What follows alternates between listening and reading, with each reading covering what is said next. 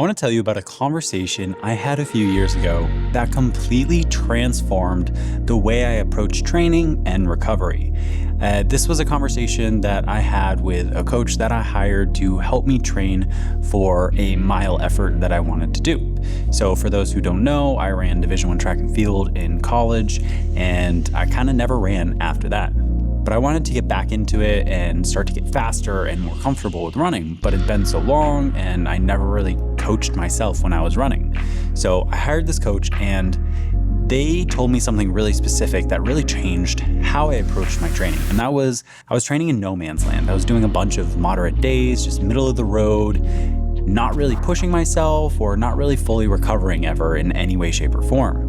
So what they had me do was completely transform my workout and have my hard days be really hard, while my easy days being really easy and manageable. I'm Keegan from Peak City Gym, the premier fitness over 40 facility here in Apex, North Carolina. If you're in the area, come check us out anytime. We help adults over the age of 40 build muscle, lose weight, and regain the confidence that they had 20 years ago. If you've been training 2 to 3 days per week for a couple months or even a couple years and you haven't been seeing the results that you've looked for, this is the video for you. So the problem pretty much is that you're not training hard enough when you are training, and you're not going easy enough when you're not training.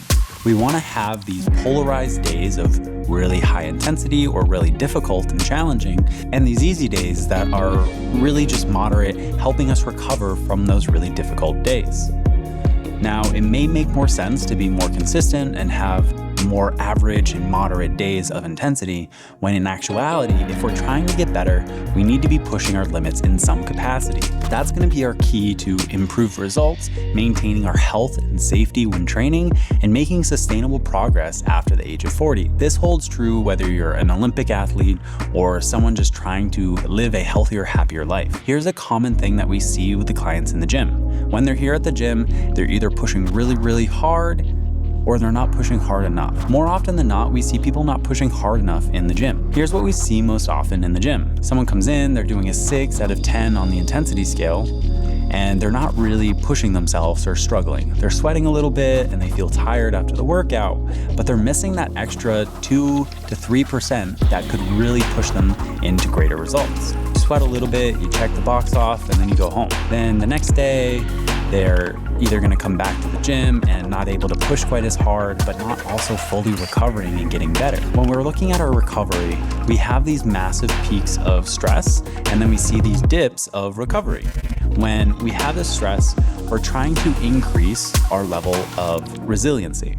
So we should see a big spike, kind of leveling off when we're stressed, then dipping down, but not quite as far down as where we started, and then another leveling off until we have more stress, and then going up again and leveling off as we recover. So this is the premise of progressive overload or any sort of training stimulus. If you want to get better, you need to be pushing your limits, you need to recover effectively from that, and then you need to try it again. The science is really crystal clear on this. We talked about that stress recovery cycle. We need to be pushing ourselves, recovering effectively, and then pushing ourselves again. So we need to have our really hard days that are pushing our limits. Now, this is going to change depending on your limitations. Now, if you have injuries or other medical conditions that are really going to limit your ability to lift heavy weights or lift specific exercises, that's understandable, but we should try and find better ways of applying that stress to our body. Research has shown that adults who train at moderate intensities, even on a consistent basis, tend to actually lose muscle and lose strength over time. Now, I've mentioned this in most of the videos on this channel, but over the age of 40, we start to battle sarcopenia, this natural decline of muscle mass of about 3 to 8% each decade. Now, that may not sound like the biggest amount, but over time that adds up significantly, and it's decreasing our ability to recover from diseases or illnesses. So we really need to work on building our muscle, or at least sustaining as much muscle as we can. If we're going to counteract this natural decline of our hormones and of our muscle mass, we need to give the body a very clear and powerful stimulus that's telling our body we need this muscle and that we need to continue to sustain this muscle with energy and all the nutrients and resources that it needs. So let's talk about what a hard day actually is. And more often than not, people are underestimating how challenging we need to actually make hard hard days. When it comes to strength training, going hard enough in the gym typically means having 1 or 2 RIR, or reps in reserve, the ability to continue to do 1 or maybe 2 repetitions with perfect form. With that, we need to have adequate rest. So here at Peak City Gym, we kind of build this into our programs. We're typically going to have a very big, heavy exercise, somewhere around the 5 to 8 reps. We're going to supplement that with a more easy, maybe a stretch to help support our big heavy lift, or another exercise that's going to allow your heart rate to come down. Research shows that adults over the age of 40, and pretty much anyone who's looking to get better, need to be pushing themselves within 85% of the maximum effort. That's going to again equal the 1 to 2 RIR, or reps in reserve. Making sure that you're pushing yourself, you're giving your muscles the stimulus that you need to sustain them and to even maybe build them a little bit. This means that your exercises should require you to stay focused and challenged and engaged at all points during the exercise. If it's too light and you're able to have a conversation or think about something else or turn yourself as you're lifting, it's probably not going heavy enough. At Peak City Gym, we build this into our exercises. We're gonna have bigger blocks where you're going to be focused on lifting heavier weights and maybe taking a little bit more of a break when you're lifting, i.e. when we do trap bar or bench press. Exercises like those are going to require more rest because you're able to go heavier, you get more fatigue because they're bigger, more body involved exercises. We want you to walk out of the session, each and every session, feeling fatigued, but definitely not destroyed. You want to feel challenged while being able to maybe do 1 or 2 more. The key is that these sessions are brief but intense. We're only working out for maybe 50 minutes with a warm-up and a cool-down included in that. So for maybe 20-25 minutes out of the workout, you're going really heavy and pretty intense. Now you may say pushing yourself to that intensity may cause more pain or discomfort or even injure you. Well, there is risk of injury in any exercise as long as we're staying focused and engaged with our exercise, doing it safely, and that's kind of why we have trainers. You're going to be all right. You're going to be able to push yourself, feel confident with that weight, and just continue to strive for more and more. Our intense exercise, those 2 to 3 days of working out per week with really good recovery, which includes our sleep. We're doing a sleep workshop on the 21st. It's totally free, so sign up in the app or the QR code on the screen now. Now let's talk about easy days. Our recovery is generally going to be based off of these easy days and the quality sleep that we're getting just every day. If we're unable to get good quality sleep, we're not going to be able to recover no matter what kind of mechanisms we're using throughout the course of the day. No ice baths, no compression therapy, no red light therapy is going to outperform good quality sleep on a consistent basis. Some people believe that we're actually building muscle when we're lifting weights, when in actuality, the muscle building effects are not happening until we're trying to recover.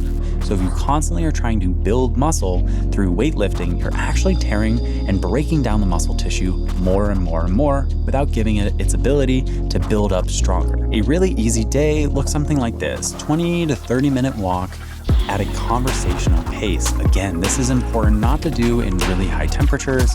So if you live in North Carolina like us during the summer, maybe you go for a walk on a treadmill or at your gym or near a lake where it's a little bit cooler. Maybe you can do some breathing exercises, some meditation if that's your kind of thing. But the main thing comes down to our nutrition and our sleep.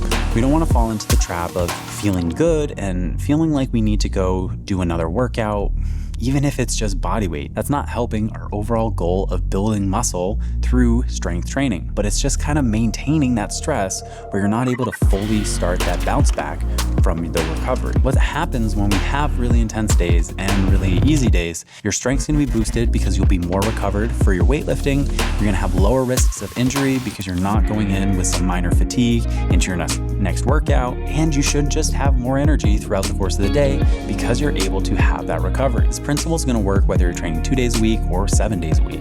We want to make sure that our hard intensities meet the intensity that's necessary for us to get better or to push ourselves, depending on what level of exercise you're at, and that's going to be very different. And we want to have our easy days or easy times being very easy and not having a middle of the road just all of the time. The more trained or more fit you have, your recovery may, instead of being 24 or 48 hours, it could be 16 hours, and you could do 2 really good quality workouts clients in a single day, but most of the clients we have at our gym are not that.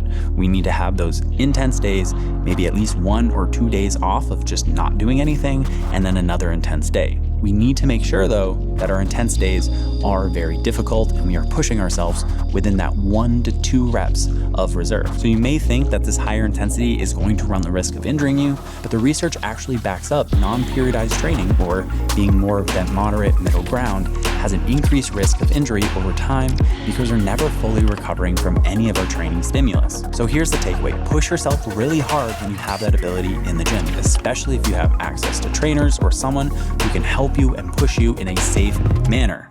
And then when you're not training, make sure it's easy. But we need to make sure we get that hard, intense day so that our easy days are worthwhile for us. If you're ready to experience what real progress is like, make sure you check out Peak City Gym. Again, we're in Apex, North Carolina. We love working with people over the age of 40, but we're not exclusively 40 plus. If this approach makes sense to you, make sure you hit that subscribe button. We're gonna come out with weekly content on building more muscle, losing weight, and being confident in our daily life. Leave a comment down below if you feel like you've been living in the middle ground and you're not sure what to do to make your intense days more difficult. Remember, none of this is about training more, it's about training smarter, having a better approach so that we get more time to do the things that we actually love. We don't want to train in the gym forever. We want to be able to take what we learn, what we're able to do in here, and take it out into our daily life. So until next time, I hope you guys have a lovely day, and I'll see you next week.